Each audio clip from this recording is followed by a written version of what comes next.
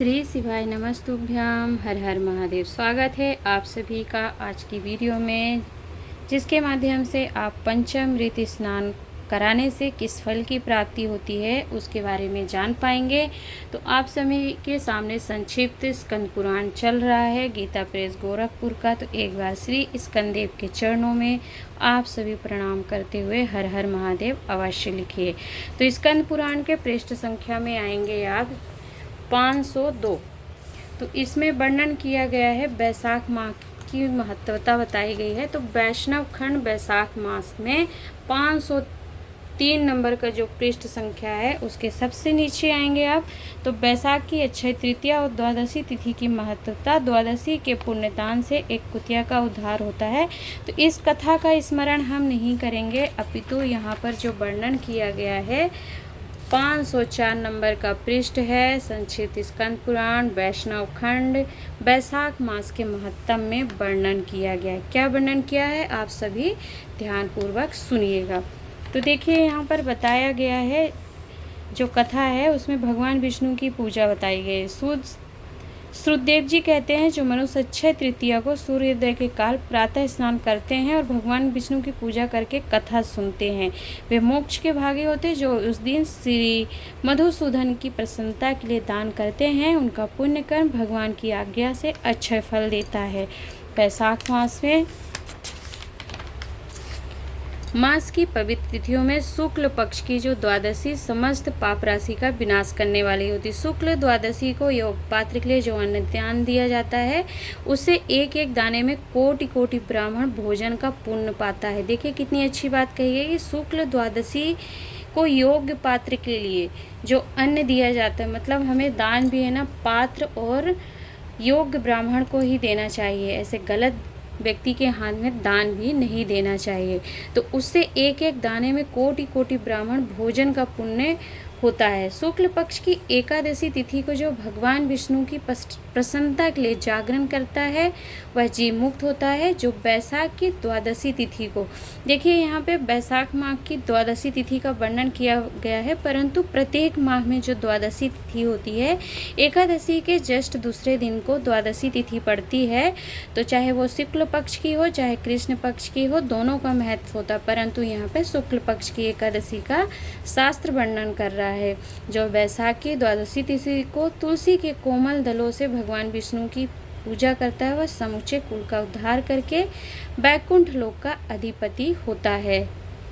तो देखिए तुलसी दल जो होता है भगवान विष्णु के चरणों में समर्पित करने से उसका अनंत फल प्राप्त होता है, क्योंकि श्री हरि को भगवान तुलसी वृंदा बहुत ही प्रिय है। उनके बिना तो वह भोजन जल तक ग्रहण नहीं करते, तो उनकी प्रियता आप स्वयं समझ सकते हैं।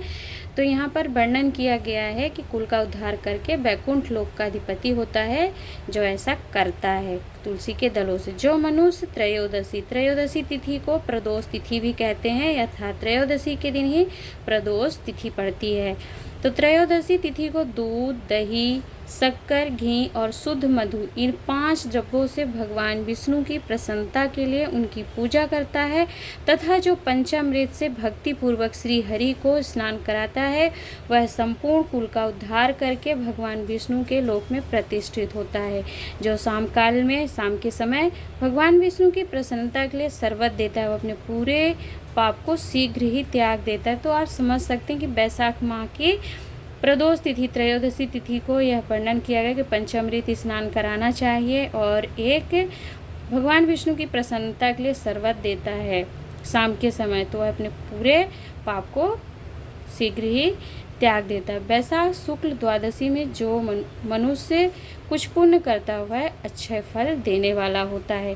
तो प्राचीन काल में कश्मीर देश में देवव्रत नामक एक ब्राह्मण थे। उनको सुंदर रूपवती एक कन्या थी जो मालिनी के नाम से प्रसिद्ध हुई। ब्राह्मण ने उनका विवाह सत्यशील नामक बुद्धिमान द्विज के साथ कर दिया। तो यह मालिनी की कथा आती है कि उसका उद्धार कैसे हुआ। तो हम कथा का स्मरण न करते हुए पंचामृत स्नान की महिमा हम जानने के लिए यह वीडियो बना रहे हैं। तो आप समझ सकते हैं यहाँ पे वर्णन किया गया है पंचामृत से जो भक्तिपूर्वक श्री हरि को स्नान कराता है वो संपूर्ण कुल का उद्धार करता है। इसलिए पंचामृत स्नान कराना भगवान श्री हरि को बहुत ही आवश्यक होता है। अब हम बात करेंगे, चातुर्मास चल रहा है तो भगवान शंकर की आराधना हमें कैसे करना चाहिए पंचामृत स्नान से।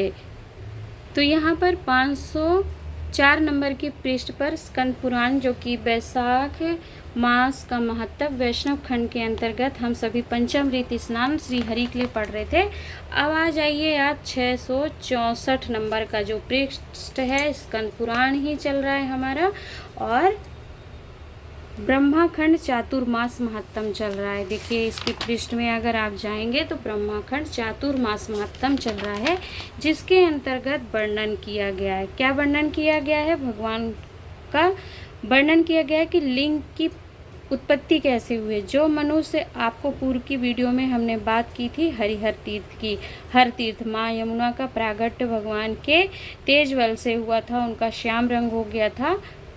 तो हमने बात करी थी कि भगवान शंकर के तेज बल से यमुना माँ का जो रंग था वो श्याम हो गया था। तब माँ ने उसकी स्तुति करी थी, तो भगवान ने कहा था जो मनुष्य इस पुण्य तीर्थ में स्नान करेगा उसके सहस्त्रों पाप क्षण भर में नष्ट हो जाएंगे। और वह पवित्र तीर्थ जो माँ ने यमुना का था, श्याम वर्ण हो गई थी जो, तो उस तीर्थ को हमने नाम नहीं दिया था, बल्कि हमारी पुराण कह रही है कि हर तीर्थ के नाम से विख्यात होगा। वह है पवित्र तीर्थ संसार में हर तीर्थ के नाम से विख्यात होगा। ऐसा कहकर भगवान शिव यमुना को प्रणाम करके अंतर ध्यान हो गए थे। अब इसी के आगे आप देखेंगे तो यहाँ पर वर्णन किया गया है कि अंतर ध्यान हो गए। फिर भगवान शंकर क्या करते हैं, उन्होंने यमुना के किनारे मनोहर रूप धारण करके हाथ में बांध लेकर के, अच्छा वीणा लेकर के, और ललाट में त्रिपुंड धारण करके शिखर पर जटाएं बढ़ाए हुए मुनियों के घरों में स्वेच्छानुसार घूम घूम कर अंगों की चपल चेष्टा का प्रदर्शन प्रारंभ किया। वे कहीं गीत गाते, कहीं अपनी मौज से नाचने लगते थे। कौन? भगवान शंकर। स्त्रियों को बीच में जाकर कभी क्रोध करते और कभी हंसने लगते थे। इस प्रकार उन्हें सब ओर घूमते देखकर ऋषि मुनियों ने, जो क्योंकि भगवान कहाँ जा रहे थे, ऋषि मुनियों के एक अलग ही ब्राह्मण का स्वरूप रख के ऋषि मुनियों के घर जा रहे थे, तो मुनि लोगों ने क्रोध किया उन पर और यह श्राप दिया कि तुम लिंग रूप हो जाओ। श्राप होने पर भगवान शिव अन्यत्र बहुत दूर चले गए। जब श्राप मिल गया, लिंग रूप में हो गए, तो बहुत दूर चले गए। उनका वह लिंग रूप वहीं पर कहाँ, अमरकंटक पर्वत के रूप में अभिव्यक्त हुआ। जो अमरकंटक की नदी है, नर्मदा नदी का प्रागट्य हुआ है।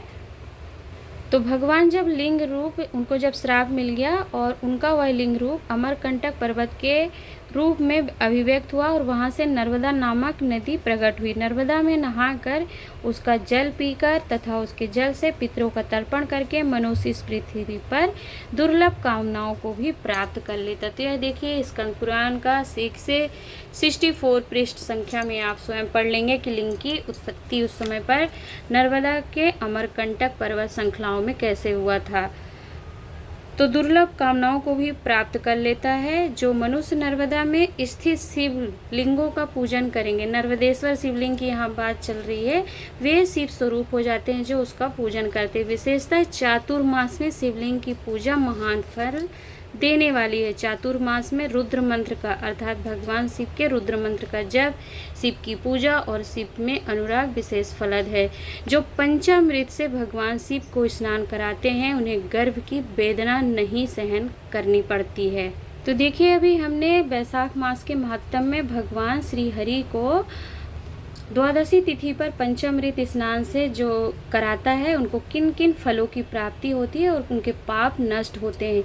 अब यहाँ पर चातुर्मास में रुद्र मंत्र जाप और शिव की पूजा का वर्णन किया गया है कि शिव अनुराग जो है, शिव में अनुराग अर्थात उनके प्रति भक्ति प्रेम विशेष फलद है। जो पंचामृत से भगवान शिव को स्नान कराते हैं उन्हें गर्भ की वेदना नहीं सहन करनी पड़ती।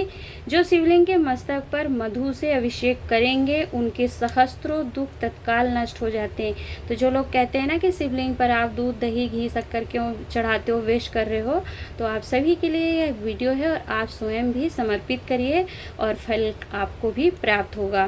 तो यहाँ पर शिवलिंग के मस्तक पर मधु से अर्थात शहद से अभिषेक करेंगे। उनके सहस्त्रों दुख, हजारों दुख जो हैं तत्काल नष्ट हो जाएंगे। जो चातुर्मास में शिव जी के आगे दीपदान करते हैं वे शिवलोक के भागी होते हैं। जो जलधारा से युक्त नर्मदेश्वर महालिंग का चातुर्मास में विधि पूर्वक पूजन करता है वह व्यक्ति शिव स्वरूप हो जाता है। यहाँ पर स्कंद पुराण में वर्णन किया गया था कि इसका भगवान शिव का नर्मदेश्वर शिवलिंग रूप होना तथा गालब शूद्र संवाद का उपसंहार। तो गालब जी कहते हैं कि यह सब श्री विष्णु के शालिग्राम होने की और महेश्वर शिव के लिंग रूप होने की कथा सुनाई गई है। अतः जो लिंग रूपी शिव और शालिग्राम विष्णु का भक्ति पूर्वक पूजन करते हैं उन्हें दुखमय यातना नहीं भोगनी पड़ती। चौमासे में शिव और विष्णु का विशेष रूप से अर्थात चतुर्मास में पूजन करना चाहिए। दोनों में भेदभाव न रखते हुए यदि उनका पूजा की जाए तो वे स्वर्ग और मोक्ष प्रदान करने वाले होते हैं। जो भक्ति पूर्वक हरि और हर की पूजा करते हैं उन्हें भगवान श्री हरि मोक्ष प्रदान करते हैं। विवेक आदि गुणों से युक्त शूद्र उत्तम गति को प्राप्त होता है। हे महाशूद्र, तुम्हें बिना मंत्र के भगवान विष्णु और गिरजापति महेश जी का 16 उपचार पूजन करना चाहिए। उनकी पूजा से बड़े बड़े पापों का नाश करने वाली है, अर्थात उनकी पूजा बड़े बड़े पापों का नाश करने वाली। ऐसा कहकर पैजवान से पूजित हो महर्षि गालब शीघ्र ही अपने आश्रम को चले गए। जो मनुष्य इस प्रसंग को सुनता है और पढ़कर दूसरों को भी सुनाता है उनके पुण्य का कभी अंत नहीं होता। तो यहाँ पर हम पैजवान गालब जो हैं शूद्र मुनि वह आश्रम में जाते हैं, अर्थात महर्षि जो हैं उन्होंने कथा का स्मरण कराया गया है कि हरिहर स्वरूप में भेदभाव न करते हुए उनका पंचामृत पूजन कैसे करना चाहिए और उसकी क्या फल प्राप्त होता है। सहस्त्र दुखों को तत्काल नष्ट करने वाला होता है। तो चातुर्मास में इन दोनों को पूजन करना, हरि और हर का उन्हें दीपदान करना हमें अपने आप में ही एक बहुत ही फलों को प्रदान करने वाला है। तो आप सभी यहाँ पर देख पाए हैं पंचामृत अभिषेक का क्या फल प्राप्त होता है, जो कि आपको श्री स्कंद पुराण से बताने का और शास्त्र प्रमाणित आपके समक्ष लेकर के आई हूँ कि पंचामृत से भगवान शिव को स्नान कराते हैं तो गर्भ की वेदना नहीं सहनी पड़ती और शिवलिंग पर मस्तक मधु से स्नान कराते हैं तो तत्काल सहस्त्रों दुख नष्ट हो जाते हैं। तो आपके लिए वीडियो यदि उपयोगी रही है, लाभप्रद रही है तो शेयर कीजिएगा। ऐसे ही जानकारी प्राप्त करने के लिए चैनल से जुड़िएगा। आज के लिए इतना ही, मिलूंगी नए उपाय नई जानकारी के साथ। तब तक के लिए हर हर महादेव।